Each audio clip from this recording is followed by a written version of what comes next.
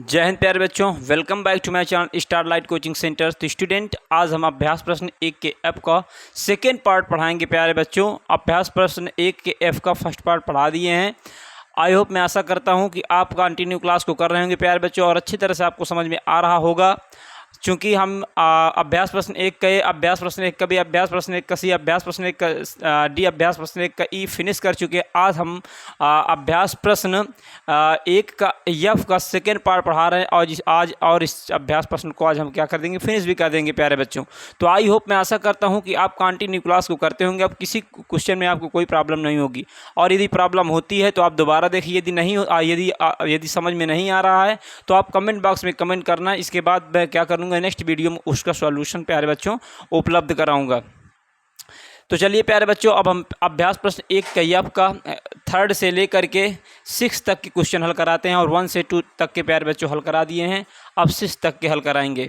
तो चलिए अभ्यास प्रश्न 1 के एफ का थर्ड में क्या कह रहा है, प्रत्येक स्थिति में यक्स का मान ज्ञात कीजिए। सबसे पहले हम निर्देश लिखेंगे। निर्देश क्या, क्वेश्चन नंबर 3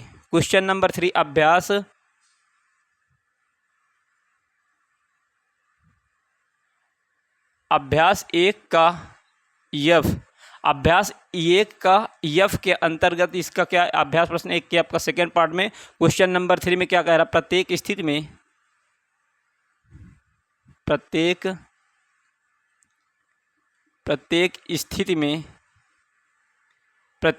में यक्स का मान बताइए। यक्स का मान बताइए।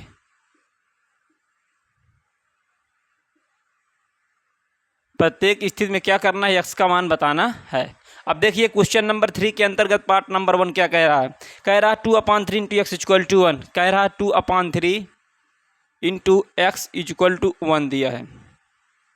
कह रहा है कि इस सिचुएशन में बताइए यक्स का मान। यक्स क्या वेरिएबल होता है, चर होता है। तो चर किसे कहते हैं, जिसका मान परिस्थिति के अनुसार बदलता रहता है उसे चर कहते हैं, और जिसका मान परिस्थिति के अनुसार नहीं बदलता उसे अचर कहते हैं। डिफिनीशन याद रखना। मीन्स कहने का तात्पर्य व्हाट इज वेरिएबल, या फिर how will define definition of variable, या what do you understand variable, या वेरिएबल मीन्स या कह सकते हैं चर किसे कहते हैं। तो कहने में जिसका मान परिस्थिति स्थिति के अनुसार क्या हो, बदले हर जगह, जिसका मान क्या हो, स्थिति के अनुसार बदले, तो उसे क्या कहते हैं प्यारे बच्चों, उसे कहते हैं चर कहते हैं। अब देखिए इसे हल करके क्या करना है, यक्स का मान ज्ञात करना है, यक्स की वैल्यू ज्ञात करना है। यक्स की वैल्यू कैसे ज्ञात करेंगे, अपक्षांतरण के द्वारा ज्ञात करेंगे। अपक्षांतरण की क्रिया क्या होती है प्यारे बच्चों, मैंने आपको बताया है पिछली क्लास में भी, फिर से बता देता हूं कि यदि प्लस है बराबर की उधर ले जाएंगे तो माइनस हो जाता है, यदि माइनस है तो बराबर को उधर ले जाएंगे तो क्या हो जाएगा, प्लस हो जाएगा, और यदि इधर गुणा है तो उधर ले जाएंगे तो क्या हो जाएगा, भाग हो जाएगा, और यदि इधर भाग है तो उधर ले जाएंगे क्या हो जाएगा, गुणा हो जाएगा, और यदि इधर वर्ग है, क्या है, यदि इधर वर्ग है तो उधर ले जाएंगे तो वर्गमूल हो जाएगा, क्या हो जाएगा, वर्गमूल हो जाएगा, और यदि इधर वर्गमूल है, यदि इधर क्या है, वर्गमूल है तो उधर जाएगा तो क्या हो जाएगा, वर्ग हो जाएगा, और यदि इधर घन है, क्या है, यदि इधर घन है तो उधर जाएगा तो घनमूल हो जाएगा, क्या हो जाएगा, घनमूल हो जाएगा, और यदि इधर घनमूल है, और यदि इधर क्या है, घनमूल है तो उधर जाएगा तो क्या हो जाएगा, घन हो जाएगा। ये हमारी पक्षांतरण की क्रिया होती है। क्लियर है। यदि कोई संख्या इधर क्या है, प्लस में है तो उधर जाएगा किस में हो जाएगा, माइनस में हो जाएगा, और यदि इधर क्या माइनस में तो उधर जाएगा प्लस में हो जाएगा, यदि इधर गुणा उधर भाग में हो जाएगा, यदि भाग है तो गुणा हो जाएगा, वर्ग है तो वर्गमूल, घन है तो घनमूल, इस प्रकार से, और घनमूल है तो घन हो जाता है। तो देखिए यहाँ पर क्या है, ये संख्या जो हमारी है किस में है, गुणा में है, किस में है, गुणा में है।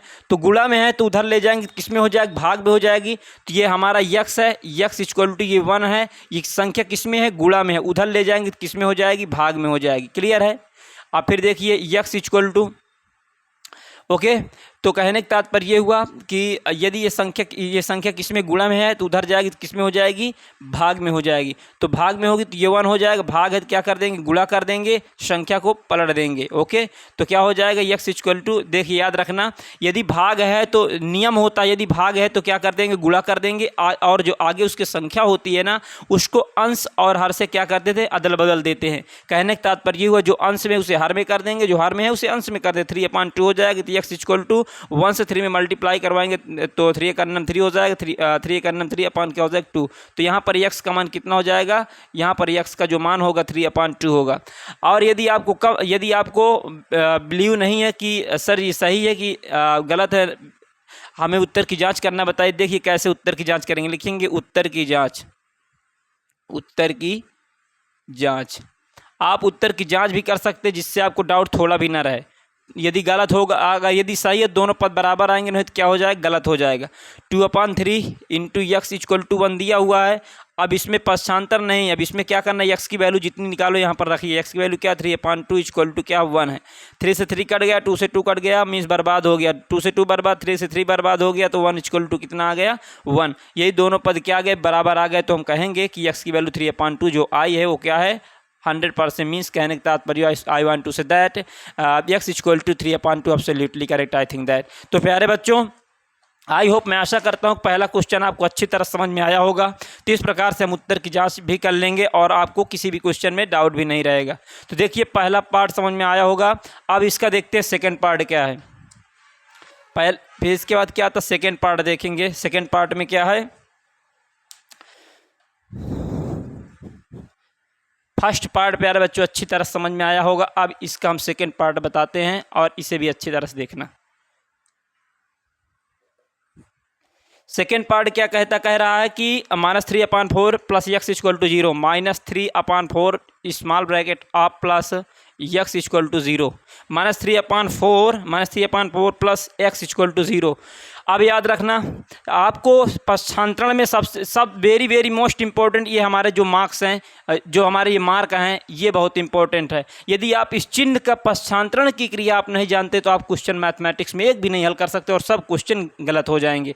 तो देखिए क्या करना है, आपको बताया गया कि सबसे पहले हम क्या करते, कोष्ठक को हटाते हैं, है ना। सबसे पहले क्या करेंगे, कोष्ठक को हटाएंगे तो ये माइनस का 3 क्या हो जाएगा 4 हो जाएगा, प्लस का यक्स इक्वल टू क्या हो जाएगा 0 हो जाएगा। कोष्ठक मुख्यतः 4 प्रकार के होते हैं। कौन कौन से होते हैं, रेखी कोष्ठक, छोटा कोष्ठक, मझला कोष्ठक और बड़ा कोष्ठक प्यारे बच्चों। ओके, तो यदि ना रेखी दिया हो, ना मझला दिया हो, ना बड़ा दिया हो तो हम छोटा कोष्ठक हल करेंगे। तो ये छोटा कोष्ठक हल कर लिए, प्लस यक्स इक्वल टू 0 हो गया। अब आपको बताए हैं यदि कोई संख्या ऋणात्मक होती है तो उधर जाए क्या हो जाएगी, धनात्मक हो जाती है। यदि कोई ऋण में तो उधर क्या हो जाएगी, धन में हो जाएगी। तो बताइए ये संख्या -3/4 ऋण में है, उधर जाएगी किसमें, अब ये प्लस यक्स है, चाहे प्लस यक्स लिखो चाहे यक्स लिखो, 0 है 0 रहने दो। अब उधर जाएगी तो किस में हो जाएगी, प्लस में हो जाएगी, 3/4 क्या हो जाएगी 4 हो जाएगी। तो यक्स इक्वल टू, अब देखिए ये ऋण में उधर जाएगी तो धन में, ये नहीं करना संख्या को पलट देंगे। यदि गुणा होता तब हम क्या करते, भाग करके संख्या को पलटते, मीन्स अंश से हर और हर से अंश से करते, लेकिन यहाँ पर नहीं करेंगे। -3/4 इक्वल टू कितना, -3/4 है, ऋणात्मक है तो उधर जा क्या हो जाएगा धनात्मक हो जाएगा। तो 3/4 में यदि हम 0 ऐड करेंगे तो 3/4 ही होगा। सर क्यों होगा, चूंकि ये तत्समक अवयव होता, बताएगा योग का तत्समक अवयव क्या होता है 0 होता है। 0 को हम किसी संख्या के साथ जोड़ेंगे या घटाएंगे, उसकी जो वैल्यू होगी उस पर कोई इफेक्ट नहीं डालेगी प्यारे बच्चों। तो इसलिए बताया गया कि ये 0 क्या है, 0 जो होगा योग का तत्समक अवयव होता है। तो यदि 3/4 में 0 ऐड करेंगे 3/4 ही होगा, यही हमारा क्या होगा फाइनल आंसर होगा। ओके, यदि आप उत्तर की जांच करना चाहते हैं तो x के स्थान पर 3/4 रखेंगे, ऋण का एक धन को संख्या कर दिया, 0 बराबर 0 था, तुम्हारा ये आंसर क्या है 100% करेक्ट है प्यारे बच्चों। तो आपको सेकेंड पार्ट भी समझ में आया होगा। अब चलिए इसका थर्ड पार्ट देखते हैं। थर्ड पार्ट में क्या कहता है, थर्ड पार्ट में कह रहा है कि यदि यक्स इंटू, कह रहा है यक्स इंटू स्मॉल ब्रैकेट 5/4 है, ओके, इज इक्वल टू 1 दिया हुआ है। कह रहा है इस सिचुएशन में बताइए ना एक्स की वैल्यू क्या होगी। एक्स की वैल्यू देखो बार बार बदल रही है, उस बार एक्स की वैल्यू दूसरी आई, अब की इस बार क्या आया एक्स इक्वल टू 3/4 आई, अब की बार दूसरी आई। तो इसीलिए ये वेरिएबल चर होते हैं। चर क्या होता है याद रखना, ए से जेड तक जो होते हैं, टू जेड जो होते हैं सब चर होते हैं, बाकी सब क्या होते हैं अचर होते हैं। ठीक है, तो यहाँ पर देखिए एक्स की वैल्यू 3/4 आई, अब उसमें दूसरी आई, तब इसमें दूसरी आई। तो मतलब इसका मान परिस्थिति के अनुसार, सिचुएशन के अनुसार बदलता रहता है। जब सिचुएशन के अनुसार बदले तो इसलिए इसे चर कहते हैं। ओके, आप देखिए यहाँ पर क्या है गुणा है ना, तो x equal to x into क्या कर देंगे -5/4 कर देंगे इक्वल टू 1 कर देंगे। यदि कोई संख्या किस में होती है गुणा में है तो उधर जाएगी तो किस में, ये चिन्ह से हमें अब यहाँ पर मतलब नहीं है चूंकि यहाँ पर गुणा आया हुआ। ठीक है ना, अगर स्पेशली अगर यदि हमारा ऋण चिन्हाता तो उधर होता धन चला जाता, लेकिन ये गुणा के साथ है, गुणात्मक संख्या गुणात्मक संख्या है, गुणात्मक संख्या के साथ हमारा ऋण लगा हुआ है। अब देखिए कहेंगे क्या कि यदि ये हमारी संख्या किस में है, गुणा में है, तो उधर जाएगी तो किस में हो जाएगी, भाग में हो जाएगी। तो क्या कर देंगे, भाग कर देंगे, -5 मान क्या कर देंगे, 4 कर देंगे। फिर सिचुएशन ये होती है कि 1 भाग है तो क्या कर देते हैं, गुणा कर देते हैं, संख्या पलट जाती है, ऋण चाहे ऊपर रखे रहो चाहे नीचे, मीन्स संख्या को पलटिए, अंश को हर में करिए, हर को अंश में करिए, तो -4 अपान क्या कर देंगे, 5 कर देंगे।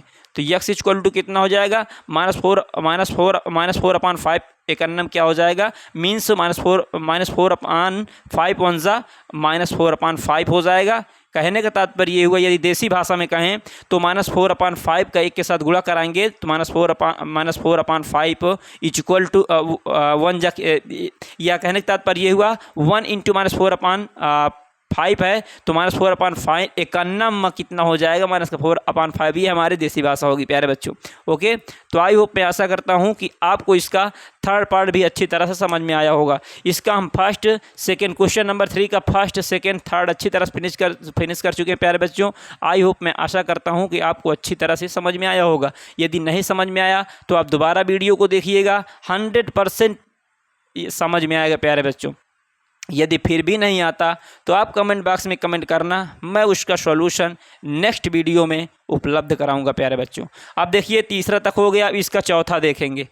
चौथा क्या कहता है, चौथा कह रहा है कि x into -6 upon -7 equal to 1। कह रहे तात्पर्य ये हुआ कि x इंटू कोष्ठक के -6 अपान -7 इक्वल टू क्या दिया है, 1 दिया हुआ है। कह रहा है इसे इस सिचुएशन में, इस स्थिति में x का मान बताइए ना क्या होगा सर। देखिए हम अपनी जो हमारी एक्टिविटी है, जो हमारी क्रियाकलाप है ना, उससे हम चेंज नहीं करेंगे प्यारे बच्चों, सेम टू सेम प्रोसेस लगाएंगे। हमारा प्रोसेस क्या है, सबसे पहले हम क्या करेंगे, ब्रैकेट को सॉल्व करते हैं। अब ब्रैकेट को सॉल्व करने का तरीका ये होता है, पहले जानना चाहिए ब्रैकेट को सॉल्व करने के लिए पता होना चाहिए ब्रैकेट कितने प्रकार के हैं और कैसे क्या ब्रैकेट को हल करते हैं। तो ब्रैकेट मुख्यतः 4 प्रकार के होते हैं, रेखी कोष्ठक, छोटा कोष्ठक, मंझला कोष्ठक, बड़ा कोष्ठक। यदि रेखी ना दिया हो, मझला ना दिया हो, बड़ा ना दिया हो तो हम छोटा कोष्ठक हल करेंगे। तो x इक्वल टू क्या, x इंटू क्या हो जाएगा, -6 अपान -7 इक्वल टू 1। यदि समान चिन्ह अंश और हर में होते तो आपस में कट जाते हैं, तो x into 6 upon 7 equal to 1 हो जाएगा। फिर बताया गया ये किस में है, गुणा में है, उधर जाएगी तो किस में हो जाएगी, भाग में हो जाएगी। ओके, जब भाग में हो जाएगी तो फिर हम नियम बताएं कि यदि कोई संख्या भाग में है तो उसे हम क्या कर, भाग का नहीं, यदि इधर तो गुणा कर देते हैं। जब गुणा करते हैं तो आगे वाली जो संख्या होती है वो पलट जाती है, मीन्स हर से अंश चली जाती है, अंश से हर चली जाती है। यहाँ पर अंश कितना है, 6 है, और हर कितना है, 7 है। अब ये ऊपर जाएगा तो क्या हो जाएगा, 7 ये हो जाएगा। और कहने का तात्पर्य ये हुआ, अभी यहाँ पर अंश 6 था तो अब क्या हो जाएगा, 7, और हर कितना था, 7 था, हर कितना हो जाएगा, ये 6 हो जाएगा। तो x इक्वल टू कितना है प्यारे बच्चों, 7 अपान क्या आ जाएगा, 6 हो जाएगा। कहने का तात्पर्य ये हुआ, इस सिचुएशन में x की वैल्यू कितनी निकल के आई, 7/6 आई। यही हमारा क्या होगा, फाइनल आंसर होगा। तो इस प्रकार से देखिए x का मान हर सिचुएशन बदला जा रहा है। अब देखिए क्वेश्चन नंबर 3 के अंतर्गत फिफ्थ फॉर्म क्या दिया हुआ है, -5/4 दिया है, -5/4 स्मॉल ब्रैकेट ऑफ दिया है। इसके बाद क्या, इंटू दिया है, 4 अपान क्या दिया, -5 दिया हुआ है, इज इक्वल टू x दिया हुआ है। इस सिचुएशन में कह रहा सर जैसे इसका x का मान आप निकाले वैसे इसका भी निकालिए ना सर। तो चलिए देखिए, कोई भी क्वेश्चन है हम अपना प्रोसेस जो है उसे हम चेंज नहीं करेंगे। तो सबसे पहले देखिए यहाँ पर ब्रैकेट आया है, तो ब्रैकेट की आपको सब एक्टिविटी बताई गई, तो ब्रैकेट की बताई गई, तो ब्रैकेट का सबसे पहले ब्रैकेट हल करेंगे, छोटा ब्रैकेट हटाएंगे तो -5/4 हो जाएगा, इंटू हो जाएगा 4 अपान क्या हो जाएगा, -5 हो जाएगा, इक्वल टू x हो जाएगा। अब देखिए अंश हर में यदि सेम संख्या होती तो क्या हो जाती, कट जाती है। ये हर में कितना है, 4 है, अंश में कितना 4 है, अंश में कितना -5 है, नीचे कितना -5 है। तो इधर बचा क्या 1 और इधर क्या बचा x। जब 1 के बराबर x है तो क्या हम x के बराबर 1 कर सकते हैं, बिल्कुल कर सकते हैं। तो यहाँ x इक्वल टू कितना आ गया, 1 आ गया। यही हमारा क्या होगा, फाइनल आंसर होगा।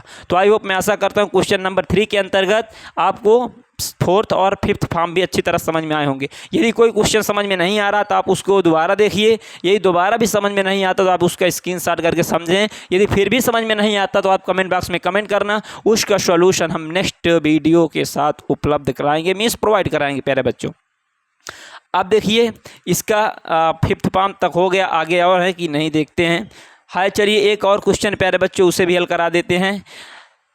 पांचवा के बाद क्या छठवा आता है, तो छठवा क्या दिया हुआ है देखिए, सिक्स्थ नंबर दिया हुआ है minus 7/6 -7/6 bracket of small bracket, इसके बाद प्लस दिया है प्लस 7/6 इक्वल टू क्या है 1 है। ओके, 1 नहीं x है, ठीक है ना।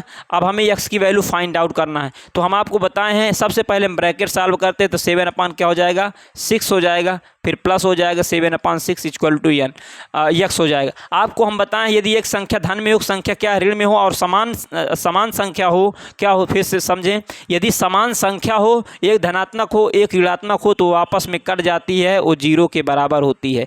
जब 0 x के बराबर है तो क्या x के बराबर 0 नहीं होगा, जब ये संख्या इसके बराबर है तो क्या ये इसके बराबर नहीं, बिल्कुल होगी। ओके, तो x इक्वल टू 0 आ जाएगी, ये हमारा क्या हो जाएगा, इसका फाइनल आंसर हो जाएगा। और यदि इसका लासा लेके हल करें, एलसीएम लेकर हल करेंगे प्यारे बच्चों, लिस्ट का मल्टीपल में लघुत्तम समापवर्तक लेंगे तो 6 और 6 का 6 ही आएगा, 6 से 6 में डिवाइड कराएंगे। चलिए अच्छा, इसका दूसरा तरीका है, वो दूसरा तरीका भी हम आपको बता देते हैं कि दूसरे तरीके से आप कैसे हल करें, क्योंकि ये बहुत से बच्चों को क्या कन्फ्यूज़न होगा, तो इसे बता ही देते हैं। देखिए -7 क्या हो जाएगा 6 हो जाएगा, 7/6 हो जाएगा, x हो जाएगा। अब यदि हर क्या हो समान हो तो उसमें एक संख्या ले लेते, वही हमारा एलसीएम होता है। तो 7 में डिवाइड करवाएंगे, सॉरी 6 से 6 में डिवाइड करवाएंगे। मीन्स कहने का तात्पर्य ये हुआ, जब 6 से 6 में डिवाइड करवाएंगे 6 1 जा 6 हो जाएगा, और इसे सब्सट्रैक्ट करेंगे 0 आ जाएगा। मीन्स इसका डिवाइजर कितना 6 है, इसका डिविडेंड कितना 6 है, इसका क्वोशिएंट कितना 1 है, इसका रिमाइंडर कितना है, रिमाइंडर जो इसका प्यारे बच्चों 0 है। तो कहने का तात्पर्य ये हुआ, तो इसका जो हमारा क्वेश्चन, हमें क्वेश्चन से मतलब है, बस हो गया। तो क्वेश्चन कितना है 1 आया सर, तो 1 आया तो इसका आंसर मल्टीप्लाई करवाइए, 7 1 जा 7 हो जाएगा। ओके, माइनस लगा दो, प्लस 6 1 जा 6 हो जाएगा, फिर इसके बाद 1 बार गया, क्वेश्चन हमारा कितना 1 आया, तो 7 से 1 में मल्टीप्लाई करवाएं, 7 1 जा 7 हो जाएगा इक्वल टू x। अब देखिए 7 बताया गया कि ऋण जुड़ता है लेकिन चिन्ह ऋण का होता, धन जुड़ता है लेकिन चिन्ह धन का होता, लिखो चाहे न लिखो, ठीक है। और यदि धन ऋण है ऋण धन है तो आपस में घटेगा अनिवार्य रूप से, लेकिन सर जब धन ऋण है ऋण धन है तो ऐसे सिचुएशन में चिन्ह किसका रखेंगे प्यारे बच्चों, बड़ी संख्या का चिन्ह रखेंगे। जो संख्या बड़ी होगी उसके अकॉर्डिंग हम चिन्ह रखेंगे, लेकिन यदि सेम है और अपोजिट क्या है चिन्ह है तो आपस में कट जाती है, या फिर साथ में साथ घटा देंगे, 0/6 आ जाएगा इक्वल टू x आ जाएगा। अब ये 6 का 0 में भाग करवाएंगे तो 0 ही बार जाएगा, 6 0 में 0 हो जाएगा इक्वल टू x हो जाएगा। अब बताइए जब 0 के बराबर x है तो क्या x के बराबर 0 नहीं होगा, बिल्कुल होगा। चाहे आप जिस मेथड से हल करिए और जैसे आप जो भी आप विधि लगाना चाहते हैं लगाएं, मीन्स कहने का तात्पर्य तरीका चेंज करके लगाएं, आंसर सेम आना चाहिए। तो देखिए चाहे ऐसे इस क्वेश्चन को लगाओ चाहे ऐसे लगाओ, दोनों का आंसर क्या आएगा, सेम आएगा। ओके, तो आई होप, मैं आशा करता हूँ प्यारे बच्चों कि आपको क्वेश्चन नंबर 3 के अंतर्गत 6 खंड दिए हुए थे। मैंने आपको हर एक क्या कहते पार्ट हल करके बताया, खंड का बताया, आपको इसमें कोई प्रॉब्लम नहीं होगी। यदि आपको फिर भी प्रॉब्लम होती है तो आप दोबारा देखिएगा वीडियो, इसके बाद अच्छी तरह समझ में आ जाएगा। यदि फिर भी नहीं समझ में आता तो आप कमेंट बॉक्स में कमेंट करिएगा, उसका हम सॉल्यूशन नेक्स्ट वीडियो में उपलब्ध करवा देंगे प्यारे बच्चों। तो ये हमारा क्वेश्चन नंबर 3 के अंतर्गत 6 क्वेश्चन थे, उन्हें हल करा दिया गया। क्वेश्चन नंबर 4 आता है। क्वेश्चन सबसे पहले क्वेश्चन नंबर 4 का हम निर्देश समझेंगे कि क्वेश्चन कहता क्या है। जब हम क्वेश्चन को समझ लेंगे कि ये कह क्या रहा है तो हल करने में कोई प्रॉब्लम नहीं होगी। जब चूँकि कहा जाता है कि क्वेश्चन को समझ लेना ही उसका आधा आंसर होता है। यदि आप क्वेश्चन को समझ लिए हैं तो आप उसका आंसर भी निकाल लेंगे। जब आपको पता ही नहीं रहे कहाँ जाना है, आपका टारगेट या लक्ष्य या गोल ही नहीं पता रहेगा, तो आप इस सिचुएशन में कहाँ जाएंगे। तो देखिए क्वेश्चन नंबर 5 क्या कह रहा है, निम्नांकित परिमेय संख्याओं के गुणात्मक प्रतिलोम ज्ञात की, क्वेश्चन नंबर 4 में कह रहा है निम्नांकित परिमेय संख्याओं के योगात्मक प्रतिलोम बताइए। क्वेश्चन नंबर 4 क्या कह रहा है कि निम्नांकित परिमेय संख्याओं, सर निम्नांकित निम्नलिखित का मतलब क्या होता, बताया गया कि निम्नांकित का मतलब नीचे अंकित किया हुआ और निम्नलिखित का मतलब होता नीचे लिखा हुआ। ओके, इसमें कोई कंफ्यूजन की बात नहीं है। तो क्वेश्चन नंबर 4 में क्या कह रहा है प्यारे बच्चों, कह रहा है कि निम्नांकित परिमेय संख्याओं के योगात्मक प्रतिलोम बताइए। तो हमने आपको कल योगात्मक प्रतिलोम, गुणात्मक प्रतिलोम और इनके विषय में अच्छी तरह से कल बताएं प्यारे बच्चों, फिर भी आपको हम बता देते हैं। चलिए, निम्नांकित परिमेय संख्याओं के योगात्मक प्रतिलोम बताइए। निम्नांकित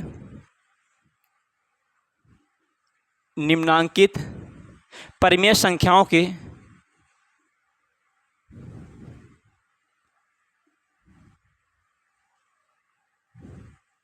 निम्नांकित परिमेय संख्याओं के योगात्मक प्रतिलोम बताइए।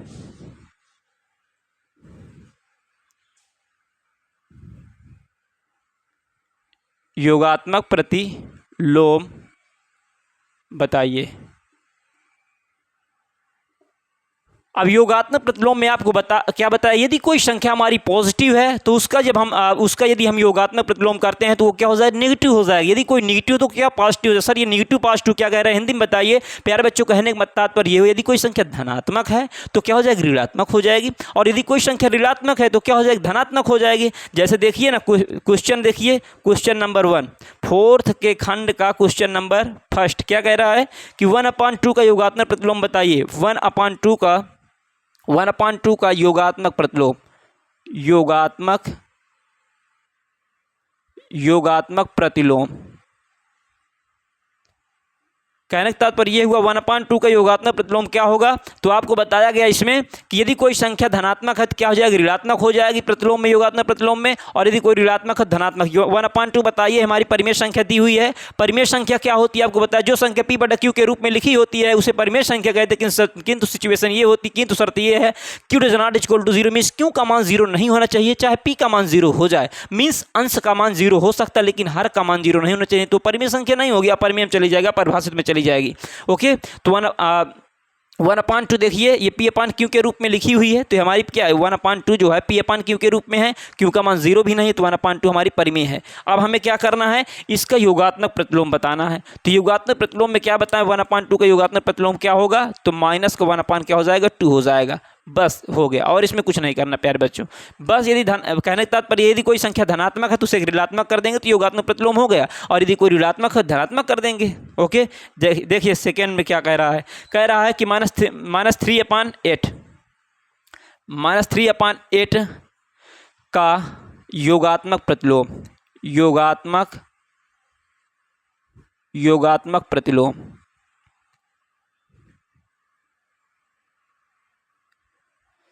-3/8 का योगात्मक प्रतिलोम क्या हो जाएगा, तो ये ऋणात्मक में, ये देखिए अभी ये इसमें धनात्मक थी तो ये ऋणात्मक कर दिए, ये ऋणात्मक है तो क्या कर देंगे, धनात्मक कर देंगे, 3/8 कर देंगे, बस यही हमारा क्या हो जाएगा, -3/8 का योगात्मक प्रतिलोम हो जाएगा। ओके, अब देखिए इसका थर्ड क्या कह रहा है, क्वेश्चन नंबर 4 का कह रहा है कि 0। अब देखिए 0 का यदि योगात्मक प्रतिलोम पूछे तो याद रखना प्यारे बच्चों 0 ही होगा। ओके, चूंकि 0 एक पूर्णांक है, ओके, तो 0 एक पूर्णांक है तो उसमें कोई परिवर्तन नहीं होगा। 0 ये खुद के एक पूर्णांक होता है, इसमें धन पूर्णांक ऋण पूर्णांक कुछ नहीं लगा सकते, खुद पूर्णांक होता है, इसलिए 0 का योगात्मक प्रतिलोम 0 ही होगा। इसके बाद हमारा क्या है, -4/-7। देखिए प्यारे बच्चों, -4/-7 का कह रहा है योगात्मक प्रतिलोम बताइए। योगात्मक प्रतिलोम क्या होगा, देखिए ये हमारी क्या है, ऋणात्मक संख्या आपको दिख रही होगी ना, लेकिन ऋणात्मक नहीं है। यदि समान चिन्ह होते हैं अंश और हर में तो ये आपस में कट जाते हैं, तो यह 4/, क्या हो जाएगा, 7 हो जाएगा। 4/7 पॉजिटिव बच गया, तो 4/7 का पॉजिटिव है तो उसको उधर जाए तो क्या हो जाएगा, निगेटिव हो जाएगा। तो इसका योगात्मक प्रतिलोम हमारा क्या हो जाएगा, 4/7 का -4/7 हो जाएगा।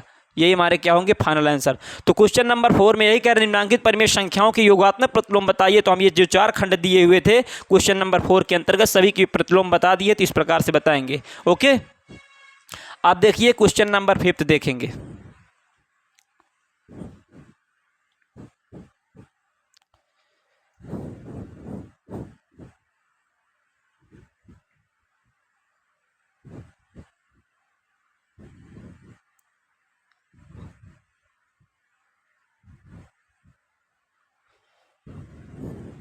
क्वेश्चन नंबर 5 क्या कह रहा है, देखिए इसका निर्देश पहले लिखेंगे, निम्नांकित परिमेय संख्याओं के गुणात्मक प्रतिलोम बताइए। अब निम्नांकित परिमेय संख्याओं के क्या बताना, गुणात्मक प्रतिलोम, गुणात्मक प्रतिलोम।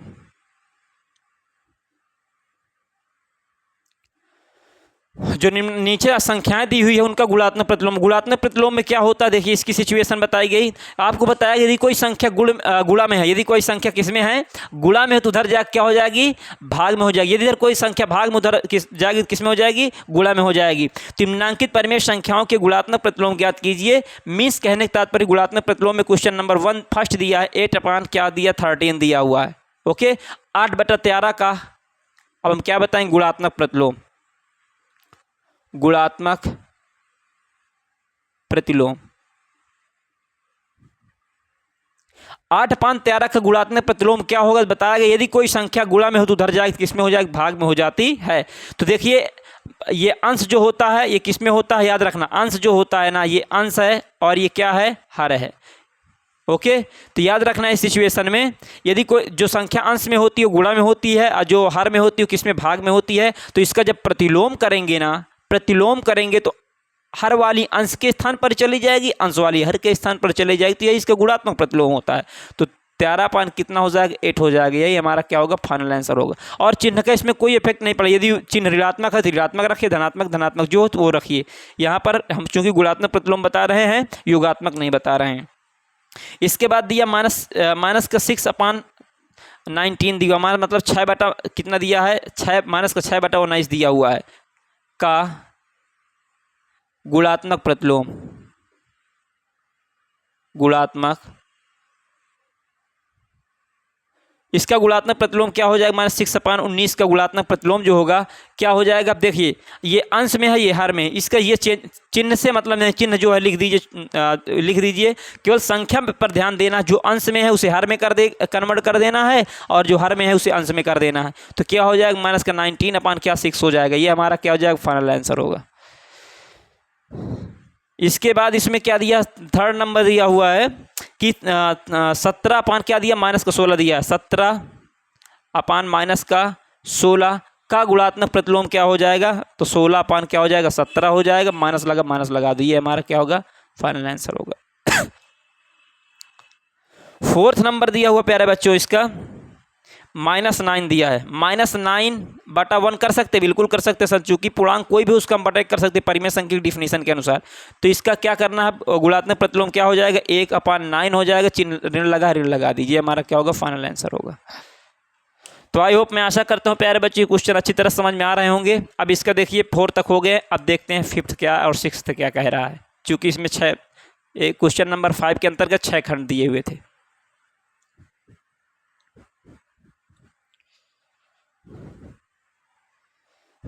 क्वेश्चन नंबर 5th क्या कह रहा है, देखिए 17 का कह रहा है, 17 का कह रहा है, क्या कह रहा है, गुणात्मक प्रतिलोम, गुणात्मक प्रतिलोम।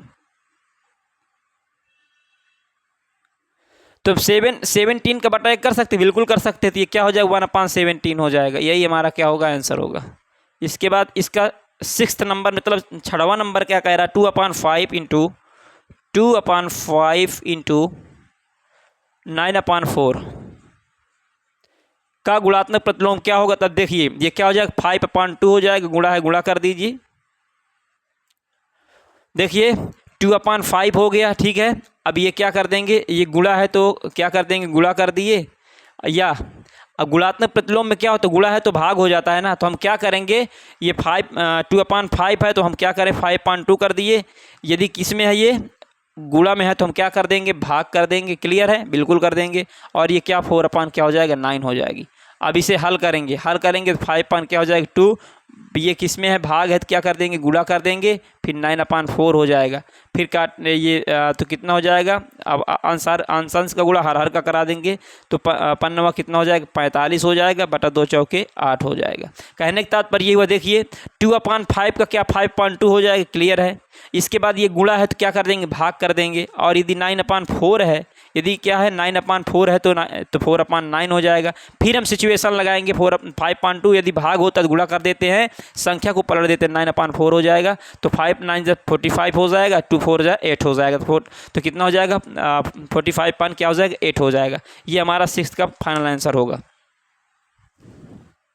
तो इस प्रकार से क्वेश्चन नंबर 5 के अंतर्गत 6 खंड थे प्यारे बच्चों। क्वेश्चन नंबर किसके अंतर्गत, क्वेश्चन नंबर 5 के अंतर्गत 6 खंड थे। ये भी अच्छी तरह से आपको समझ में आए होंगे। अब हम देखेंगे 6th नंबर देखेंगे और लास्ट इसका इस प्रश्नावली का लास्ट क्वेश्चन होगा। ओके,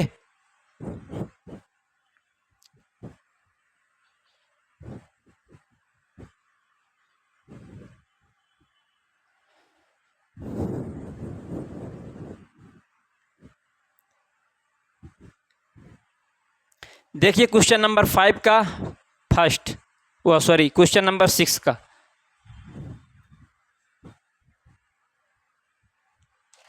क्वेश्चन नंबर सिक्स्थ का क्या कह रहा है, सरल कीजिए। निर्देश क्या है इसका, सरल कीजिए, मीन सरल करके क्या करना, मान ज्ञात करना। क्वेश्चन नंबर 6 का पहला, -32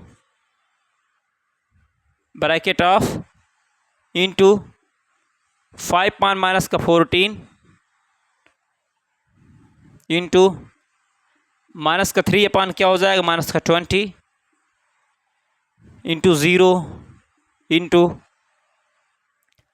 माइनस का 13/5। यदि हम इसका डायरेक्ट आंसर बताएं 0 ही होगा, लेकिन हम इसकी पूरी एक्टिविटी करके ही हल करेंगे प्यारे बच्चों, प्रोसेस वाइज, ठीक है ना, स्टेप वाइज करेंगे। तो 0 से यदि की संख्या में क्या है, यदि कोई संख्या लिखी हुई है क्रम वाइज और उसमें 0 दिया हुआ, तो समझ लीजिए उसका गुणनफल हमेशा और हमेशा 0 होगा। चूंकि इससे कराएंगे कुछ आएगा, इससे कराएंगे कुछ आएगा, इससे कराएंगे 0 आ जाएगा, तो प्यारे बच्चों 0 ही आएगा ओब्वियसली, ठीक है ना।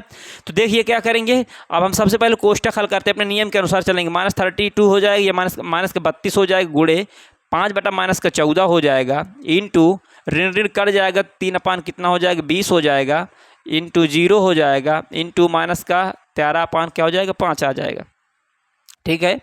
अब देखिए कहने का तात्पर्य यही, यदि अब इसे हल करेंगे स्टेप वाइज तो कैसे हल करेंगे। देखिए सबसे पहले 5 से 5 हमारा कट जाएगा, क्लियर है, क्लियर है सर।